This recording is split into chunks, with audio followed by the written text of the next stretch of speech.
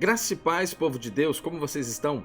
Aqui é o pastor Márcio Paula e você está no seu portal bíblico e hoje vamos dar sequência ao nosso estudo para a classe de adultos, primeiro trimestre de 2022. Lições publicadas pela CPAD, comentadas pelo pastor Douglas Batista, e esta já é a nossa sexta reflexão. Vou deixar aqui o card com todas as lições anteriormente publicadas, bem organizadas em uma playlist para que você apenas aperte o play e seja abençoado. O tema deste primeiro trimestre de 2022 é a supremacia das Escrituras, a inspirada, inerrante e infalível Palavra de Deus. E nesta lição de número 6, que será ministrada no próximo dia 6 de fevereiro de 2022, vamos falar sobre a Bíblia como um guia para a vida. Mas antes de fazermos a reflexão e fazermos todas as leituras que irão fundamentar a nossa reflexão, eu quero convocar você, como é de costume, é de praxe aqui no Portal Bíblico, que façamos a nossa oração a partir deste momento, e após esta oração iremos fazer todas as leituras que irão fundamentar o nosso momento de reflexão. Então aperte o cinto, feche os seus olhos e venha comigo neste momento de oração. Senhor, a Ti clamamos e suplicamos pela pessoa bendita do Teu Espírito. Visite-nos agora, por misericórdia, traga iluminação, compreensão da Tua Palavra. É o que nós Te pedimos e o fazemos no nome santo de Jesus. Amém. Você está aqui pela primeira vez, seja muito bem-vindo. Não saia sem antes se inscrever, deixar o seu comentário, o seu like. Você que já faz parte dos mais de 700 inscritos neste portal bíblico, que o Senhor possa abençoar a sua vida, e eu conto com o seu apoio para chegarmos a 1000 inscritos nesta plataforma. Mas vamos fazer as nossas leituras então a partir de agora. O texto áureo nos diz: lâmpada para os meus pés é a tua palavra e luz para o meu caminho. Salmo 119 e o verso é o 105. E a nossa verdade prática diz: a Bíblia é um guia seguro para a nossa caminhada cristã. A Bíblia é um guia seguro para a nossa caminhada cristã.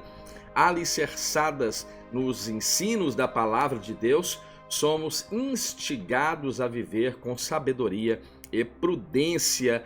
E a nossa leitura bíblica, abra sua Bíblia no Salmo 119 e leia o texto a partir do verso 97 ao 105, porque este é o texto que vai fundamentar a nossa reflexão a partir deste momento. Lições preciosas, e já estamos na sexta lição do primeiro trimestre de 2022. O tempo está passando absurdamente rápido. E hoje nós temos alguns objetivos propostos para esta reflexão. O primeiro, enfatizar que o crente deve alicerçar a sua vida na Bíblia Sagrada. O segundo, esclarecer que Deus é a fonte da verdadeira sabedoria. E o terceiro objetivo proposto é mostrar que o salvo em Cristo deve viver com sabedoria e com prudência. Estamos falando da palavra de Deus como guia para a nossa vida cristã diária. A palavra de Deus, a Bíblia Sagrada, ela, quando obedecida, torna-se um verdadeiro guia para o nosso viver cristão. Olha que coisa maravilhosa e que verdade gloriosa encontramos já aqui no início desta reflexão. Cristo nos adverte a examinar, ao exame das Escrituras, né? Porque nelas estão justamente reveladas as palavras da vida eterna. Quando lemos no Evangelho de João, capítulo 5, e eu quero ler a partir do versículo 37 ao 40, eu quero que você preste muita atenção neste texto. E o Pai que me enviou, ele mesmo testificou de mim. Vós nunca ouviste a sua voz, nem viste o seu parecer, e a sua palavra não permanece em vós. Veja, e a sua palavra não permanece em vós, porque naquele que ele enviou não credes vós. Jesus estava dizendo àquela geração que o simples ato de rejeitar a Cristo como Messias era já sinal de que eles não estavam observando a palavra que o Senhor já havia dado ao povo de Israel através da lei, através dos salmistas, através dos profetas. E Jesus diz então: examinai as Escrituras, porque vós cuidais ter nela a vida eterna. Aqui o Senhor nos mostra esta verdade, que ao exame das Sagradas Escrituras nós podemos ter neste exame o conhecimento daquilo que gerará em nós a vida eterna. E ele diz ainda: são elas, as Escrituras, que testificam de mim, e não quereis vir a mim para terdes vida. Jesus estava aqui claramente evidenciando aquilo que o povo estava negligenciando, ainda que ao exame das Escrituras não estavam admitindo a verdade que ao examinar as Escrituras lhe é agora apresentada e manifesta a verdade em Cristo Jesus. Então esta negligência está aqui revelada. Veja, e nós também temos que ter este princípio aqui, porque quando avaliamos a palavra, quando examinamos a palavra, é justamente na palavra que o Senhor se revela a mim e a você, e é na palavra que nós aprendemos muito a respeito de Deus. O conhecemos, haja vista na palavra ele se revelar a nós. Tiago, o meio-irmão de Jesus, também vai asseverar, que a palavra de Deus transforma a nossa natureza e vai nos conduzir pela vereda da salvação. Que outra verdade gloriosa! Por isso, rejeitando toda imundície, superfluidade de malícia, recebei com mansidão a palavra em vós enxertada, a qual pode salvar as vossas almas. Olha o efeito que a palavra gera na vida do indivíduo. É por esta razão que conhecer a verdade é tão importante, e a própria palavra nos ensina: e conhecereis a verdade, e a verdade vos libertará. Então, nesta lição, veremos justamente isso, que a Escritura é o alicerce, É o alicerce constituído de sabedoria e prudência para a nossa vida e para a nossa vida prática cristã. 3 pontos serão aqui abordados. O primeiro, a Bíblia como um alicerce de vida. O segundo, como a Bíblia nos torna mais sábios, nos torna pessoas mais sábias. E o terceiro ponto, a Bíblia e a prudência para a vida. Então veja, a palavra de Deus é alicerce. Primeiro, nós precisamos abrir mão de todo o pressuposto natural humano e fazer uma imersão nesta verdade. A palavra de Deus é alicerce e é bom estarmos sobre este fundamento. Importante ressaltar que a Bíblia é a única infalível revelação escrita divinamente inspirada. É quase que o nosso texto áureo, a segunda carta de Paulo a Timóteo, capítulo 3, versículo 16, que diz que toda a Escritura é divinamente inspirada, proveitosa para ensinar, para redarguir, para corrigir, para instruir em justiça. E o verso 17 conclui dizendo: para que o homem de Deus seja perfeito e perfeitamente instruído em toda a boa obra. Quem ouve e coloca em prática a palavra de Deus, nós não podemos ser apenas ouvintes da palavra de Deus, mas devemos ser praticantes da palavra de Deus. Este é comparado a uma pessoa prudente lá no Evangelho de Mateus, capítulo 7, versículo 24, porque ali o homem prudente vai edificar a sua casa sobre a rocha. Todo aquele, pois, que escuta estas minhas palavras e as pratica, veja, não apenas aquele que as ouve, mas também as pratica, assemelhá-lo-ei ao homem prudente que edificou a sua casa sobre a rocha. E desceu a chuva, correram rios e assopraram ventos e combateram aquela casa, e não caiu, porque estava edificada sobre a rocha. Nesta ilustração, nesta analogia feita pelo próprio Jesus, a casa simboliza a vida ou a nossa vida prática cristã.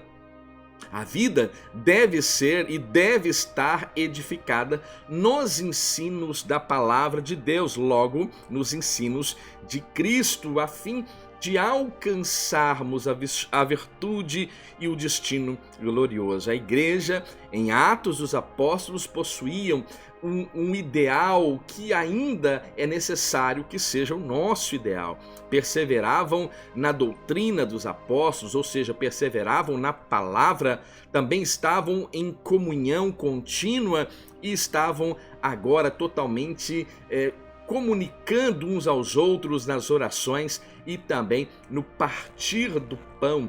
Uma verdade que às vezes em muitos ambientes tem sido totalmente ignorada e que deve ser uma verdade na nossa vida como igreja nos dias atuais. Então veja, quem é esta rocha onde nós devemos estar alicerçados? Ora, esta rocha é Cristo, a pedra que os edificadores rejeitaram e que se tornou cabeça de esquina.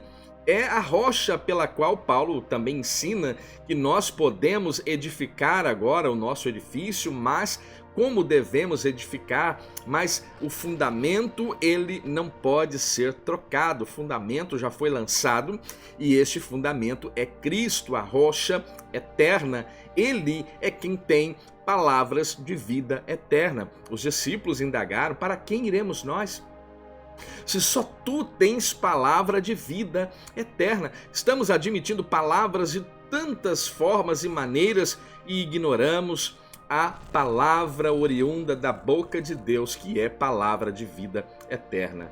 A síntese desse grande mandamento é que nem as crises dessa vida, e nós vivemos crises a todo instante, e nem a eternidade poderá abalar aquele que está firmado neste fundamento que é Cristo e na sua palavra. Estejamos, pois, alicerçados sobre o fundamento que é Cristo e alinhados, atrelados à sua palavra, e bem-aventurado seremos convocados, seremos chamados como aquele que edificou a casa sobre a rocha. A palavra de Deus também é luz. Que coisa maravilhosa! A palavra de Deus é luz. E os salmistas e os seus salmos declaram que a palavra de Deus é lâmpada para os pés e luz para o caminho. Salmo 119, verso 105, que fora o nosso texto áureo desta lição. Significa que a Bíblia possui orientações para cada passo do nosso viver e instruções das mais básicas às mais difíceis de lidar. A palavra de Deus possui instruções para todo o curso da nossa vida. O salmista diz também no Salmo 119, verso 11, escondi a tua palavra no meu coração para eu não pecar contra ti. Quando lemos em Provérbios capítulo 4, 23, ali o sábio diz: sobre tudo o que se deve guardar, devemos guardar o quê? O nosso coração. Perfeito, você acertou em cheio. E por quê? Porque do coração procedem todas as saídas da vida. Lá em Mateus capítulo 15, versículo 19, a palavra diz: porque do coração procedem os maus pensamentos, mortes, adultérios, fornicações, furtos, falsos testemunhos, blasfêmias. Veja, do coração do homem tudo isso está sendo agora, tudo isso sai do coração do homem. Mas veja, então devemos guardar o nosso coração, porque se dele procedem todas as saídas da vida. Eu aprendi uma coisa: se o meu coração está a palavra de Deus escondida, logo todas as saídas do meu coração estão totalmente em conformidade com a palavra de Deus. Veja que verdade gloriosa! E podemos viver uma vida quase que impecável, porque a palavra estando guardada, A minha prática cristã está pautada na palavra. O salmista está dizendo: guardei a tua palavra em meu coração para não pecar contra ti. Tirando o aspecto da nossa natureza, que em si é pecaminosa, a Bíblia está dizendo que é possível viver agora lutando contra a prática do pecado, apenas tendo este segredo. E qual é o segredo, pastor? Ora, já te disse, guardando a palavra de Deus no nosso coração. Veja, Pedro fala de uma luz que alumia em um lugar escuro, e quando eu leio esse texto eu me lembro, sabe de quê? De Jonas chegando naquela obscura cidade de Nínive e andando pelas ruas daquela grande cidade, pregando uma palavra. Ainda 40 dias, Nínive será destruída, subvertida. Veja, era como se aquele homem, aquele profeta estivesse com uma lâmpada na sua mão e trazendo luz, iluminação àquela cidade que estava sob uma sanção terrível da parte de Deus. E veja, ali o efeito estava no poder que a palavra estava operando. A palavra gerou arrependimento aos ninivitas, e o arrependimento trouxe agora um coração quebrantado e humilde diante de Deus, pelo qual naquele momento a sanção divina fora removida. Veja, é a verdade que está intrínseca ao texto, é o efeito, o poder que a palavra gerou em Nínive. Quer dizer que a luz das Escrituras dissipa, veja, a luz das Escrituras dissipa toda escuridão espiritual. Quem anda com Cristo, quem anda na sua palavra, anda na luz, como ele na luz está. É assim que nós andamos. Jesus mesmo disse: eu sou a luz do mundo, e quem me segue não andará em trevas. Veja, não está falando apenas do aspecto presente de quem está em Cristo, que não anda na escuridão, mas anda na luz, mas também fala do estado futuro, fala-me de continuidade. O verbo está conjugado, agora mostrando continuidade, andando na luz, andando em Cristo, você não andará em trevas. Que coisa maravilhosa. João capítulo 8, versículo 12. Paulo também ensina que devemos andar como filhos da luz. Filhos da luz, nós somos chamados para andarmos como filhos da luz, isto é, afastado de toda espécie de prática do pecado. Agora, uma característica interessante, a palavra de Deus ela é imutável. Imutável tem o sentido de que não pode ser mudado, alterado. Que maravilha! Então, tendo a inspiração divina como processo que nos motiva e como um pressuposto, vamos ratificar mais uma vez aquilo que lemos, né? Lá na segunda epístola de Pedro, capítulo 1, versículo 21, porque a profecia nunca foi produzida pela vontade de homem algum, mas os santos homens de Deus falaram inspirados pelo Espírito Santo de Deus. Então, a Bíblia veja, a Bíblia é e continuará sendo, e ratificamos mais uma vez, e iremos fazer isso quantas vezes necessário. A Bíblia é a palavra de Deus, suficiente e nossa única autoridade final de fé e prática. Cremos peremptoriamente na inerrância bíblica, né? Cremos na sua inspiração plenária e verbal, e esta é a palavra que tem estado comigo e com você e tem nos fortalecido em crises, em tempos de adversidade. A Bíblia, diferente de qualquer outro livro, de qualquer outra literatura, veja, a Bíblia está totalmente divergindo de qualquer outra literatura. A Bíblia se difere de qualquer outra literatura, porque os seus ensinos são fidedignos, são confiáveis, não erram, inerrante e não falham, infalível. Assim cremos na palavra de Deus.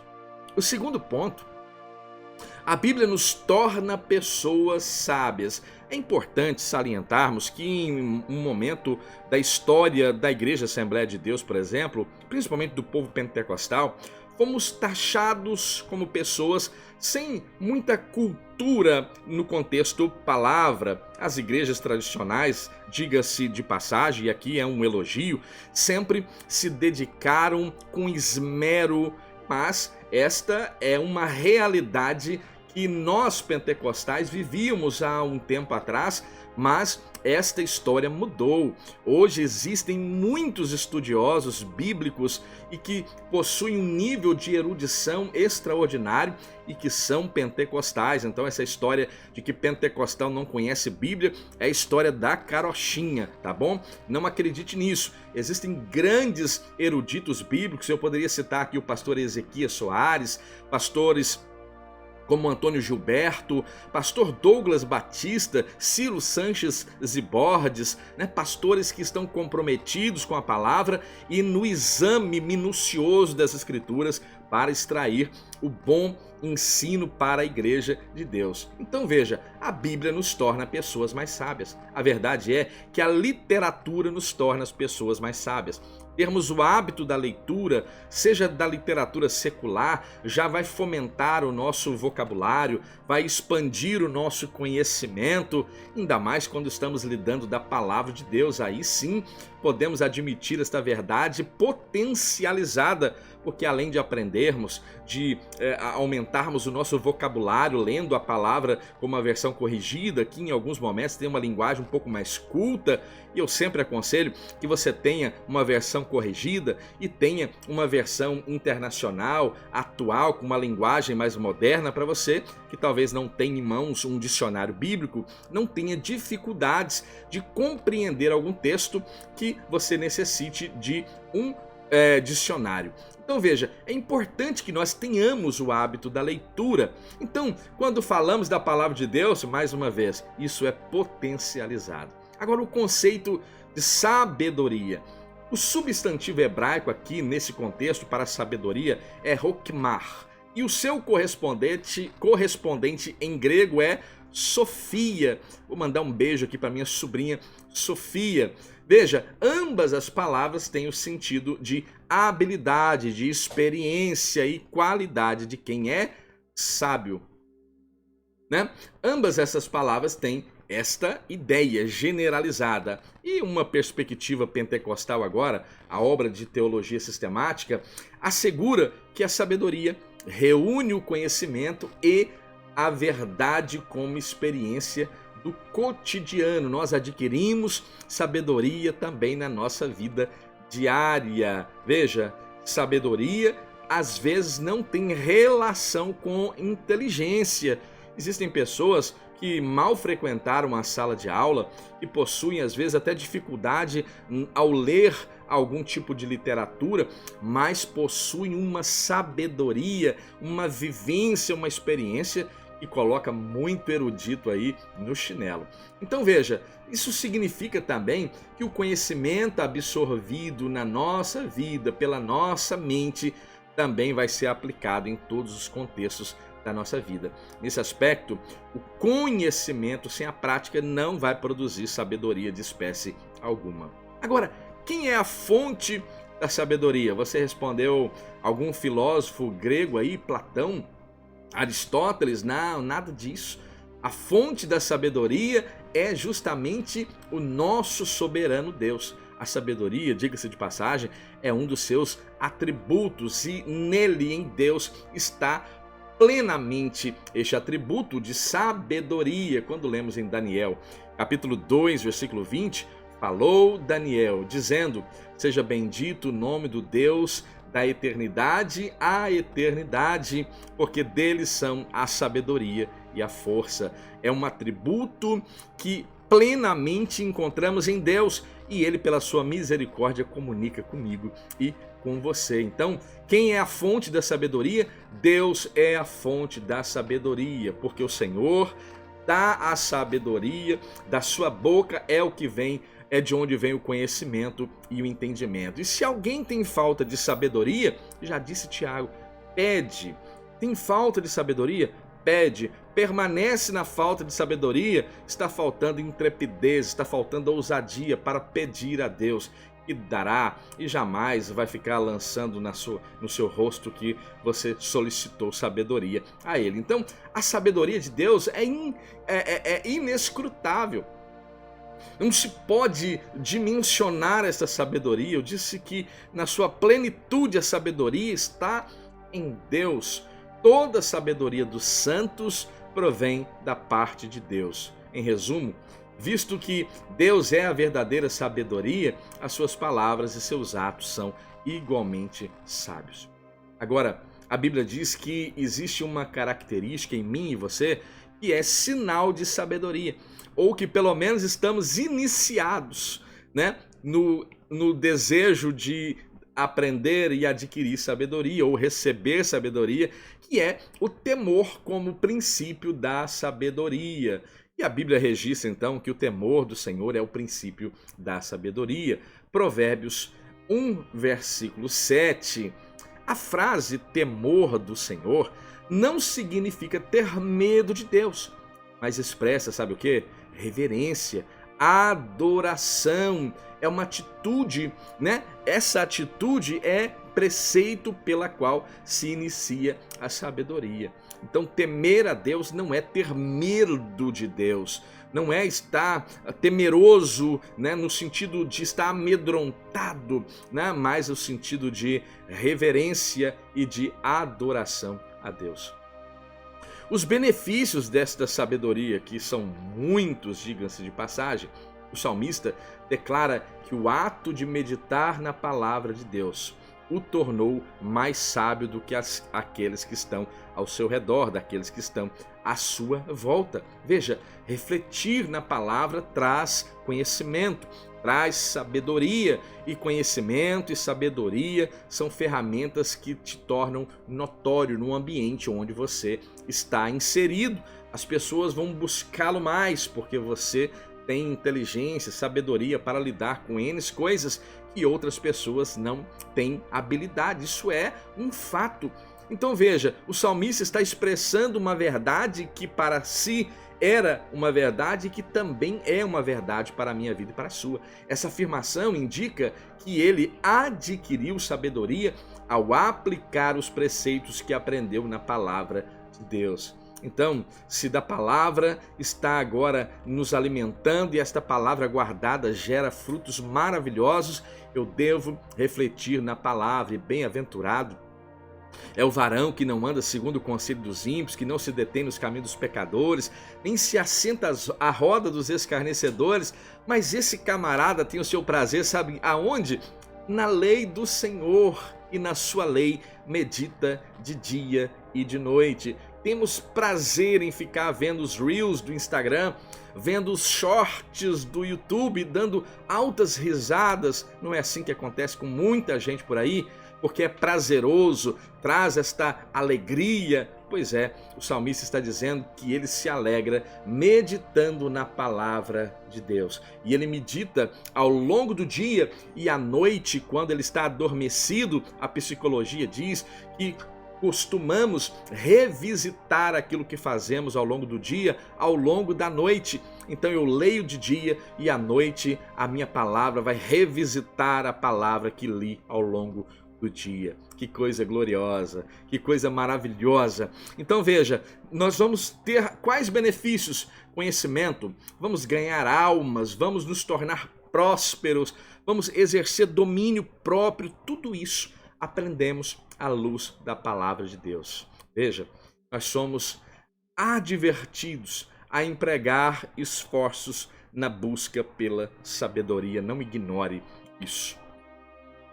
O terceiro ponto, a Bíblia e a prudência para a vida. O cristão pode ser como aquele que vive alheio à fé, vivendo imprudência, praticando e sendo imprudente a todo instante. Não, o cristão requer-se moderação, prudência são exigências para a nossa vida cristã. E o conceito de prudência, qual é? Você tem um dicionário bíblico aí? É bom que tenhamos um dicionário bíblico. Wycliffe, Vini, são dicionários que vão trazer definições importantes para mim e para você. Então, o dicionário Wycliffe esclarece que o termo hebraico arum é usado no sentido positivo para identificar uma pessoa sensata, uma pessoa sóbria, uma pessoa que não toma decisão precipitada, uma pessoa que faz um exame pormenorizado das coisas antes de tomar uma decisão, antes de emitir uma palavra. Este é um indivíduo sensato, prudente, né? É o que vai avaliar o terreno para poder edificar a sua casa. O prudente edifica sobre a rocha. O imprudente, ele viu toda a facilidade. Cavar buracos na areia para fazer fundamento é muito tranquilo, é fácil, né? Mas ele não vai agora ponderar o risco e quão instável aquela construção será. Mas o sensato, o prudente, fez toda a avaliação. Edificar na rocha é mais difícil. Fazer uma estrutura sobre a rocha é muito mais difícil. Mas eu ponderei e eu cheguei à conclusão que é muito mais seguro, é muito mais produtivo, é muito mais estável e eu estou totalmente seguro com uma casa sobre a rocha. Então veja, o que o adjetivo grego sinetos enfatiza? Uma decisão inteligente. Tomamos decisões todos os dias. Levantamos pela manhã e já temos uma decisão para tomar. Descemos da cama, permanecemos ali deitado, vou ao trabalho ou será que o meu corpo está pedindo para que eu fique? Qual é a direção que eu vou tomar agora? Decisões estão diante de nós a cada instante e precisamos ter a boa direção, a sensatez, a prudência, a habilidade, a sabedoria para tomar as melhores decisões possíveis. Em termos gerais, prudência é a virtude que evita ações temerárias, que vão gerar retaliações, que vão gerar problemas e mais preocupações. Esse aspecto, com cautela, com bom senso, uma pessoa prudente é capaz de discernir, a fazer a escolha correta, a melhor escolha. Isso está diante de mim e de você. Fazermos boas escolhas. Eu quero dizer uma coisa para você. Se você está aqui como aluno da Escola Bíblica Dominical, eu ouso dizer que você já fez a mais prudente, a mais sábia escolha, que foi justamente entregar sua vida a Cristo. E se falo para alguém que ainda não se comprometeu com Cristo, está dizendo, não, quem sabe amanhã, talvez em outro momento da minha vida, eu quero chamar a sua atenção e dizer, faça isso agora. Você pode se sentir motivado por esta classe da Escola Bíblica e eu digo para que você declare a sua vida a Cristo, tome esta decisão sensata e mais prudente possível. Procure uma igreja local no seu bairro, uma igreja comprometida com a palavra e você será ricamente abençoado. Eu não tenho dúvidas disso. Então, os benefícios desta prudência eu quero falar para você. O livro de Provérbios descreve os benefícios da prudência. Basta você ler o primeiro capítulo, do verso 1 ao verso 6. E dentre estas características que aqui chamamos de benefícios, destacamos o autocontrole para não revidar ofensas. E como é difícil, né? Como é difícil não revidar uma ofensa. Mas o cristão que tem o Espírito Santo e que evidencia que tem este Espírito Santo através do fruto do Espírito, porque estamos muito preocupados em ver alguém que tem o Espírito Santo falando em línguas e ignoramos o fruto que esta árvore produz. Vamos mudar essa política de avaliação aí de quem está cheio do Espírito Santo de Deus. Não adianta nada estar falando em língua e estar com a vida torta por aí, sem evidenciar aquilo que o Espírito Santo produz, que é o fruto do Espírito. E mansidão, longanimidade é característica que o Espírito Santo produz. Então, este autocontrole, o Espírito Santo vai fazer com que produzamos. Isso é domínio próprio, é um atributo do fruto do Espírito, né? A humildade para não exibir conhecimento, a correta tomada de decisões, a acertada decisão que tomamos, o pensar antes de agir para não gerar prejuízos e também não ser influenciado por maus conselheiros. Veja, tudo isso nós aprendemos, né? A alcançar uma boa reputação, uma alta posição, a sujeição e um coração sujeito ao aprendizado, sujeito à correção. Tudo isso é sinal de um coração sábio, de uma mente sadia em Cristo Jesus. Veja, não devemos ignorar tais verdades aqui apresentadas, porque elas são saúde e vida para a sua vida. Nos evangelhos, o próprio Cristo enfatiza que a pessoa prudente tem a palavra de Deus como regra de vida. Aquele que ouve, veja, aquele que ouve e pratica as minhas palavras é semelhante àquele que edifica a casa sobre a rocha. Lá no livro do Apocalipse, bem-aventurado é aquele que lê, aquele que ouve, né? E aquele que guarda as palavras dessa profecia. A palavra de Deus tem que ser posta em prática. Eu vou dizer mais uma vez, a palavra de Deus precisa ser posta em prática, porque somos comissionados por Cristo a não ser apenas ouvintes, mas somos comissionados por esta palavra a sermos praticantes dela. Então, não podemos nos desviar, né, com medo de perigo e tomar soluções ou decisões precipitadas. Não, não, não. Vamos buscar essa sabedoria para que esta sabedoria seja uma regra na nossa vida diária. Então a Bíblia é um guia seguro que nós precisamos estar ali buscando auxílio.